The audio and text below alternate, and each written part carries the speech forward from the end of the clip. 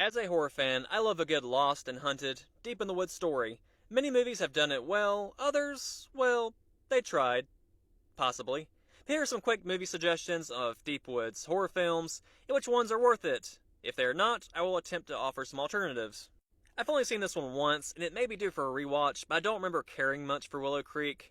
It's a fine found footage, Bigfoot film, but I don't recall much true entertainment value.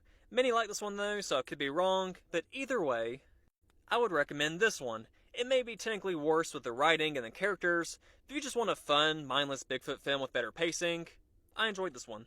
This one was a cool idea, taking place in the Suicide Forest in Japan, but this movie feels like it's on muscle relaxers. Drab, boring, and without much payoff or scares. This one is also a bit slow, but a much better story. Three men are stalked by something while on a backpacking trip. I don't know if I'm completely in love with the ending, and it's not that scary, but I found it entertaining and still unsettling.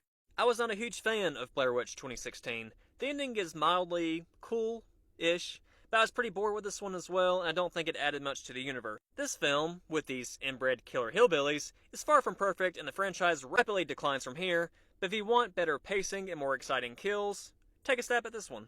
But check the ears. Don't confuse it with this remake that faked ambition. I needed this remake like I need a prostate exam from Edward Scissorhands. Let it sit alone and think about what it did. Backcountry is okay. Unlucky Humans, Angry Black Bear, it takes a while to get to the point. It gets there. A few minutes later, the movie ends. Those were a terrifying few minutes though. The Edge is much more balanced with more memorable performances, particularly by Anthony Hopkins, a fantastic thriller with an angry bear, plus some other stuff. So I reviewed this one recently. It's a decent suspense thriller about the apocalypse and strange guests.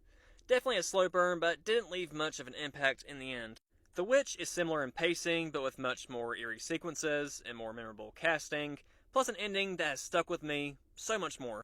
Alone is a decent cat and mouse thriller with some suspense that'll definitely pass the time. But I found the home invasion thriller Hush to be a bit more enthralling, particularly with the add-on of the lead character being deaf. It's not perfect, but still highly entertaining. I enjoyed this book a lot. It went much darker and was less predictable. A couple and their daughter are visited by strangers telling them that they have to pick one member to kill to avoid the apocalypse. This Cabin in the Woods film is okay, but the only great thing about it is Dave Bautista's performance. Enter Nowhere is a Cabin in the Woods thriller and mystery, more so with a low budget, but it has a really cool story with some twists along the way. Three strangers arrive at a cabin at one time, and they slowly start to piece together why.